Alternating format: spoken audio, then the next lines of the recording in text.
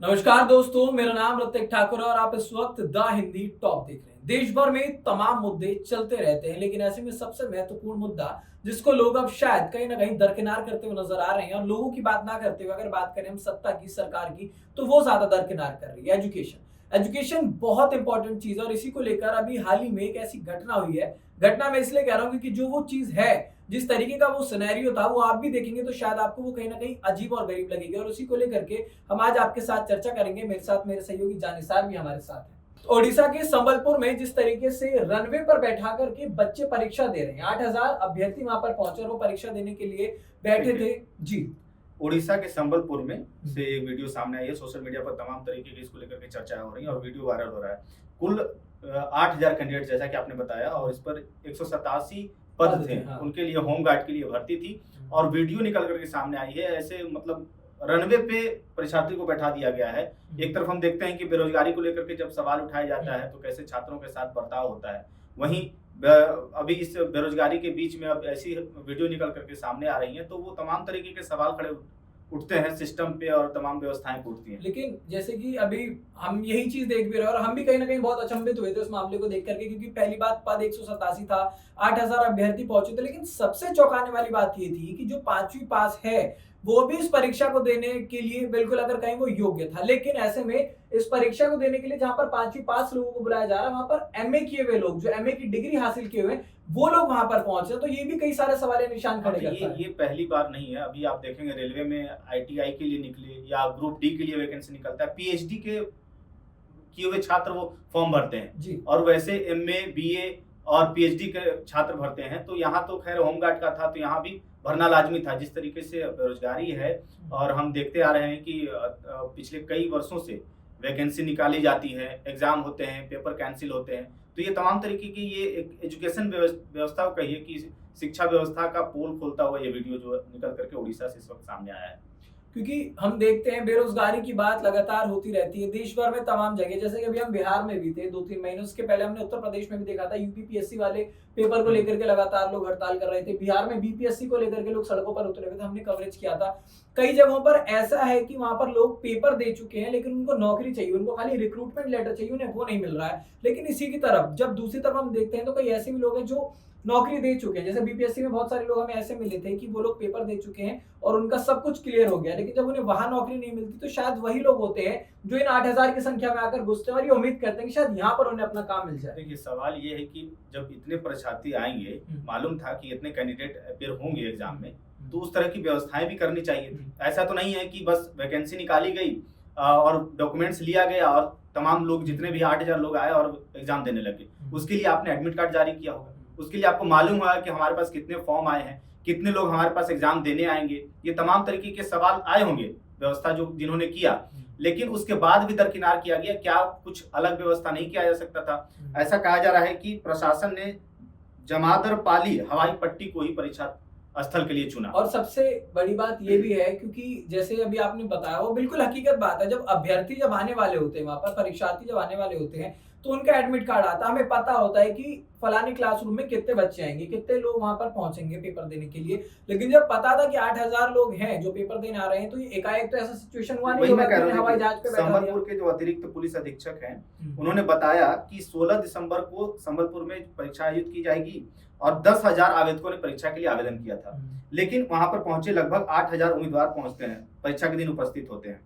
उसके बाद उन्होंने कहा कि 8,000 उम्मीदवारों को एक ही जगह परीक्षा बैठाकर परीक्षा लेने में 20 स्कूलों में व्यवस्था करनी पड़ती है। संबलपुर एक ऐसा स्थान है जहां हर रविवार को कई परीक्षाएं आयोजित की जाती हैं, और एक ही समय में इतनी बड़ी संख्या में कैंडिडेट्स को संभालना मुश्किल हो जाता है। समझिए कि हमारे पास वो इंफ्रास्ट्रक्चर नहीं है कि हम कैंडिडेट को संभाल पाए। 10,000 मामूली से आ रहा, कोई कैंडिडेट आ रहे हैं इतने, तो हम संभाल नहीं पा रहे हैं। हमारे पास उतनी व्यवस्था नहीं है, कैसे हम विश्व गुरु बनेंगे?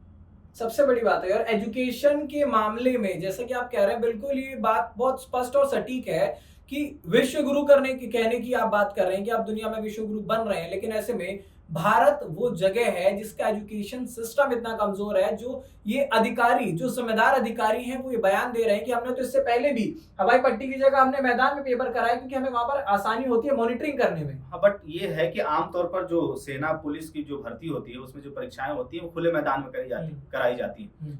तो क्या ये बंद कमरे में होगा तो क्या कुछ गड़बड़ हो जाएगा? या अगर देखिए आपकी यूपीएससी का एग्जाम हो रहा है, एसएससी का एग्जाम हो रहा है, तो फिर इन लोगों की भी परीक्षा खुले मैदान में करा दी जाए। ये कोई तर्क नहीं मेरे ख्याल से बनता है कि अगर पुलिस का और सेना का भर्ती का परीक्षा है तो आप खुले मैदान में करा देंगे, इजी वे में आप उसको मॉनिटर कर पाएं या व्यवस्थित तरीके से उसको करा पाएं। उसको तरीके से हम बंद कमरे में भी करा सकते हैं। अलग ऐसा भी तो हो सकता है ना कि सिर्फ पार्ट वाइज करा ले, अगर आपको लग रहा है आपके पास अभ्यर्थी या फिर परीक्षार्थी बहुत ज्यादा आ रहा है तो आप 2 पार्ट में एग्जाम करा सकते हैं।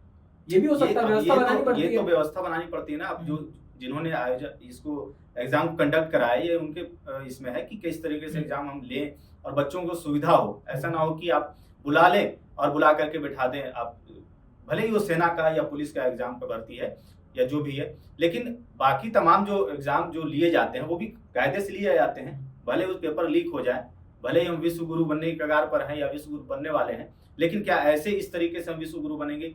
रनवे पे हम एग्जाम ले रहे हैं, यहाँ तो हवाई जहाज कहाँ से कहाँ घुस जा रहा है। तो हमने देखा ही था कैसे अहमदाबाद में हुआ था कि एक होटल में मेस में जब हॉस्टल के बच्चे खाना खा रहे थे तो हवाई जहाज वहां जाके घुस गया और यहाँ पर रनवे पर बच्चे बैठ के पेपर दे रहे हैं। तो ये अपने आप में बहुत सारे सवालिया निशान खड़े करता है। साथ ही साथ केंद्रीय शिक्षा मंत्री जो है धर्मेंद्र प्रधान, उनके लिए भी बहुत बड़ा सवाल है। उसके बाद उड़ीसा की अगर हम बात करें तो वहां के जो शिक्षा मंत्री हैं उनके ऊपर बहुत बड़ा सवाल है कि क्यों ये जो बच्चे वहां पर पहुंच रहे हैं, इनके मन में एक उम्मीद होती है। ये लोग पेपर देने के लिए जो 8000 लोग वहां पहुंचे, 8000 बच्चे पहुंचे, इनके मन में होगा कि जब हम पेपर देंगे बहुत सारी चीजें अगर क्लियर हो जाती हैं, अपनी लाइफ में आगे बढ़ेगा आदमी। लेकिन जिस तरीके का कंडक्शन है, ये एग्जामिनेशन का जो कंडक्शन है वो कहीं ना कहीं बहुत ज्यादा खराब है और उसके लिए उन जिम्मेदार लोगों को जिम्मेदारी लेनी चाहिए और इसके लिए कोई ऐसी व्यवस्था बनानी चाहिए ताकि लोगों को इस प्रकार की दिक्कत ना हो खुले मैदान में। अभी देखिए, अभी संसद शीतकालीन सत्र हुआ 1 दिसंबर से 19 दिसंबर तक चला, लेकिन क्या चर्चा हुई?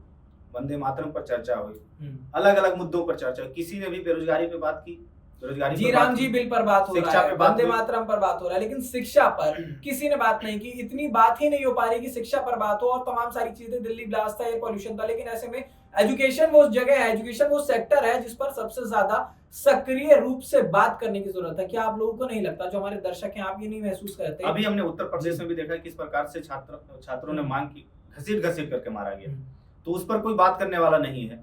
तो जब ऐसी स्थिति होगी तो ऐसी तो वीडियो आएगी ही निकल करके सामने।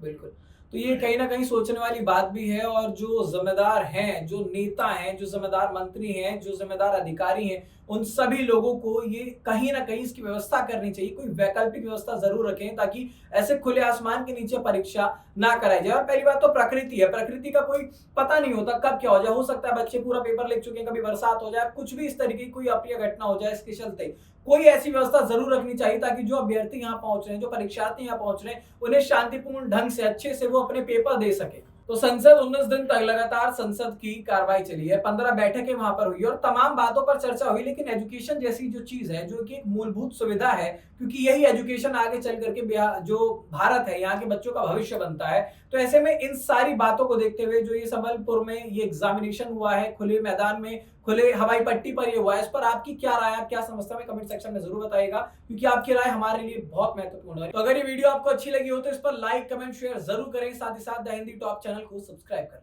नमस्कार।